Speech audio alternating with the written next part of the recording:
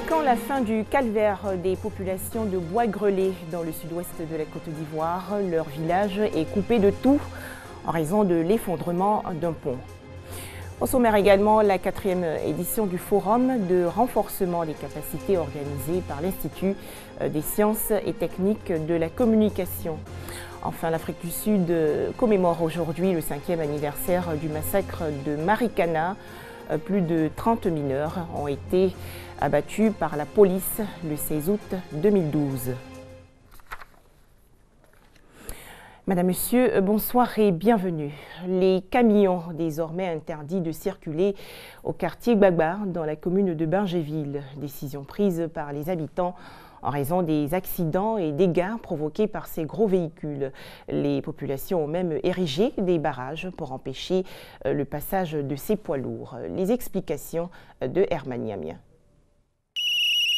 Ce coup de sifflet est un signal pour dire aux habitants de Gbagba qu'un véhicule poids lourd arrive dans le quartier. Depuis plusieurs semaines, les habitants de ce quartier de Bingéville interdisent aux véhicules poids lourds d'emprunter la seule voie praticable d'accès au quartier. Selon eux, ces véhicules sont à l'origine de la dégradation de la voirie. Au village Gbagba, il y a 2 entrées. La seule voie arrivée dans ce quartier. Il y a une autre voie aussi qu'on appelle le carrefour Bandidrome qui va jusqu'à GB. Donc ces gros camions exploitent du sable depuis un bon moment. Quand ces gros camions, la voie du Bandidrome qu'ils utilisaient a été endommagée par ces gros camions. Donc immédiatement cette voie est impraticable. Donc du coup, ils se rabattent maintenant sur la voie du secteur 3 là, qui est la voie bitumée. Aujourd'hui, cette voie est en train d'être dégradée par ces gros camions. Mais pire, il provoque aussi de nombreux accidents qui occasionnent très souvent des décès à cause du non-respect de la limitation de vitesse. Or, étant la voie principale du quartier, cette voie est très fréquentée à cause des commerces qui sont installés de part et d'autre. Vous voyez le carrefour marché. Du carrefour marché jusqu'à l'hôpital, il y a des dodanes qui ne sont même pas réglementés. Mais pourquoi? C'est une histoire. C'est parce que des gros camions en ont fait des dégâts. La dernière fois qui a suscité le soulèvement des femmes de ce quartier, ces gros camions ont cogné une femme qui était enceinte. Elle a même perdu le bébé sur le champ. Le maire aussi est au courant de ce barrage.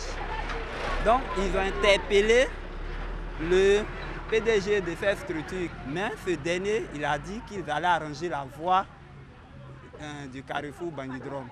Jusqu'à présent, rien n'est fait. La voie en question du carrefour Bangui, c'est celle-ci, fortement dégradée à cause du trafic des poids lourds qui effectuent de nombreux voyages chaque jour pour transporter du sable et du gravier.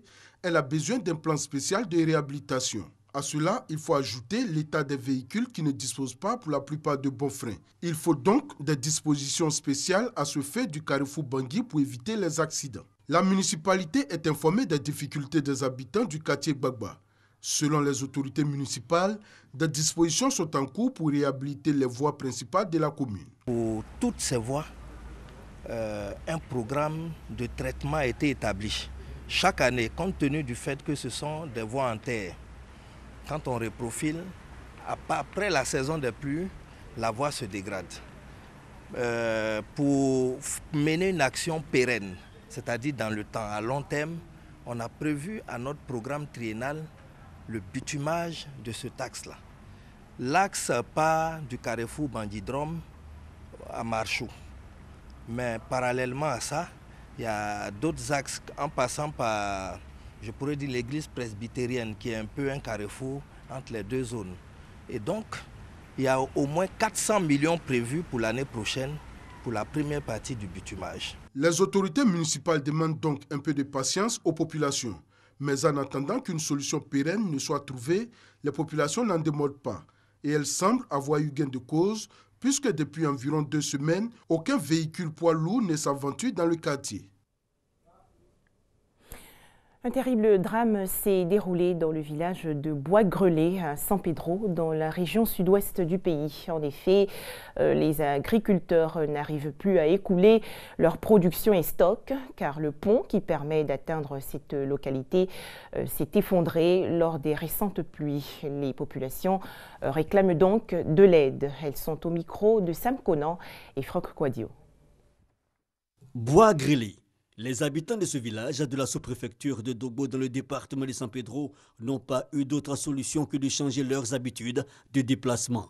Le pont de fortune, construit avec des troncs d'arbres, a cédé pendant les dernières pluies. Depuis, si les habitants ont la possibilité de traverser le cours d'eau sur cette passerelle haute de plus de 10 mètres, il est impossible pour tout véhicule d'accéder au village, voire à celui de Patrisco, localité voisine. Les véhicules en provenance de Dogbo, Grand Bérébi et autres sont obligés de stationner juste devant le cours d'eau. Un véritable calvaire pour les populations. Quitte en bourse, on vient en décharge et on charge le cacao. On loue les gens pour charger le cacao, pour transporter, marcher, venir mettre sur l'autre marché. Voilà, donc vraiment, ils n'ont qu'à essayer de voir ce qu'ils peuvent nous aider. Depuis beaucoup de temps, nous souffrons pour que nos produits cacao, nous avons là, nos vivriers puissent passer pour aller vers San Pedro. Même Dogbo, même qui relie notre village, c'est-à-dire Dogbo, qui est notre sous-préfecture, mais incapable pour relier Dogbo. Dans ces moments bien difficiles, les populations de Bois-Grelé et Patrisco ne sont pas seules. Le député de Grand Bérébi Dogbo est allé vers elles leur porter le soutien de l'État. La rencontre s'est déroulée avant le pont.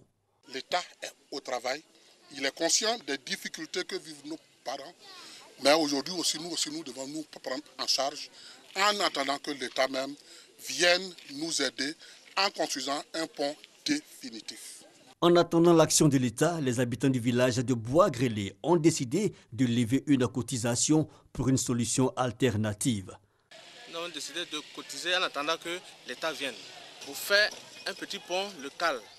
L'optimisme reste la chose la mieux partagée à Bois-Grelé, où les populations soucieuses de ne pas laisser pourrir leurs produits continuent de les porter sur cette passerelle en gardant foi en l'avenir.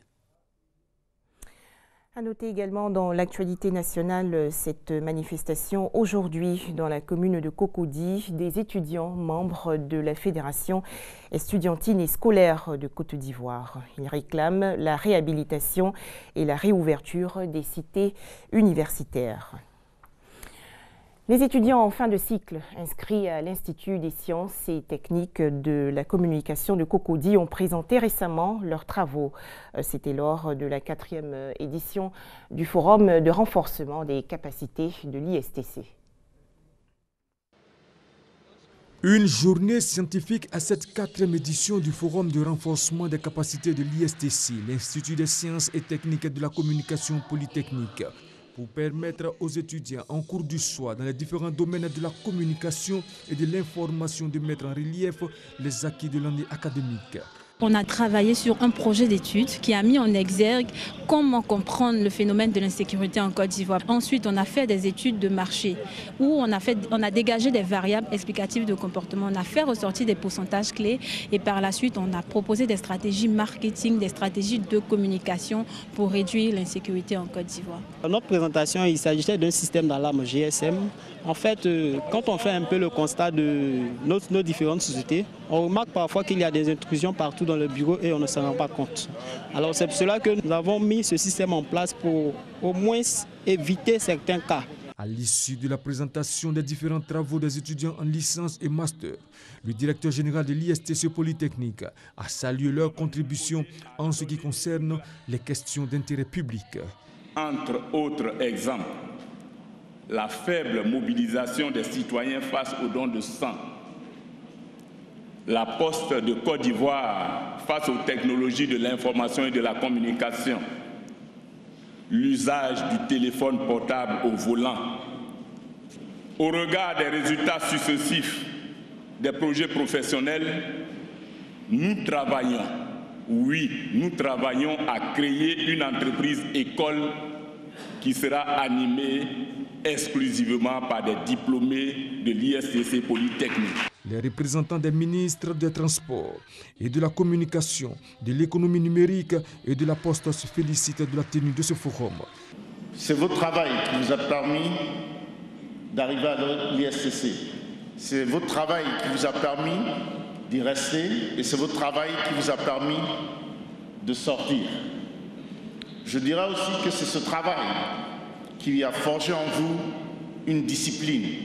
À travers leurs travaux, les auteurs affichent déjà et clairement que leur soif d'être meilleurs est encore plus forte que leur faim de résultats positifs. Félicitations à toutes, félicitations à tous. L'ISTC a été créé le 22 juillet 1992 et érigé en direction générale et en institut polytechnique le 1er juillet 2015. Il a pour mission la formation au métier de la communication et de l'information. Voilà, on faisait le point avec Abou Sanogo. 34 morts, 78 blessés et plusieurs arrestations à Marikana, en Afrique du Sud. Le 16 août 2012, des mineurs grévistes réclament une augmentation de salaire et une meilleure condition de travail. Cette manifestation est vite réprimée par la police sud-africaine. Le pays tout entier est sous le choc. Herman Yamia. Le jeudi 16 août 2012, à une centaine de kilomètres au nord-ouest de Pretoria, à Marikana, le bilan est terrible. 34 mineurs viennent d'être abattus et 78 d'entre eux blessés. Cette soudaine éruption d'ultra-violence dans un conflit social qui rappelle les heures sombres de l'apartheid émeut profondément le pays de Madiba. La journée sanglante du 16 août constitue l'acmé d'une grève lancée 6 jours plus tôt par les 3000 travailleurs d'une mine de platine exploitée par l'ONMIN. Leur but, une augmentation des salaires très importante. Payés 4000 rand, environ 270 €, ils en demandent presque le triple, 12 500 rand, environ 840 €. Les violences se caractérisent par des affrontements entre mineurs des syndicats opposés. Le 16 août, les mineurs ne sont plus les seuls à manifester. Ils sont rejoints par leurs femmes. Usés par les événements des jours précédents, les forces de police sont sur le qui-vive. Ce jour-là, plus d'une centaine de mineurs, certains dotés d'armes blanches, refusent de se disperser autour de la colline rocailleuse qui leur sert de lieu de ralliement. Puis, le groupe se déplace vers une colonne de policiers occupés à installer des barbelés. Une dizaine de mètres les séparent lorsqu'un coup de feu retentit avant le crépitement assourdissant des armes automatiques. Les corps des mineurs tombent les uns après les autres dans un nuage de poussière. La chef de la police nationale, Ria Piega, argue de la légitime défense. Outre le massacre des 34 grévistes, le conflit a donné lieu à 259 interpellations. Les 78 blessés sont également arrêtés et inculpés pour violence, meurtre et tentative de meurtre. Alors que les corps sont encore chauds, la société LONMIN ordonne la reprise du travail aux mineurs sous peine de licenciement. Jacob Zuma, le président sud-africain, interrompt son voyage au Mozambique pour se rendre au chevet des blessés et décrète un deuil national d'1 semaine. Sous la pression du gouvernement, l'ONMIN retire ses menaces de licenciement. Une enquête gouvernementale est ouverte le 17 août. Le 25 juin 2014, Joseph Matunwa, le leader syndical de l'AMCU, annoncera la fin d'une nouvelle grève de 5 mois dans le platine, la plus longue qu'ait connue l'Afrique du Sud. Cette dernière aura mobilisé près de 70 000 travailleurs dans divers sites d'extraction. Un accord a été trouvé entre le patronat et les syndicats 2 jours plus tôt, qui accorde notamment de l'âge avancé en faveur des mineurs et surtout un début de revalorisation des salaires de base à 12 500 rand, la revendication phare des grévistes de 2012.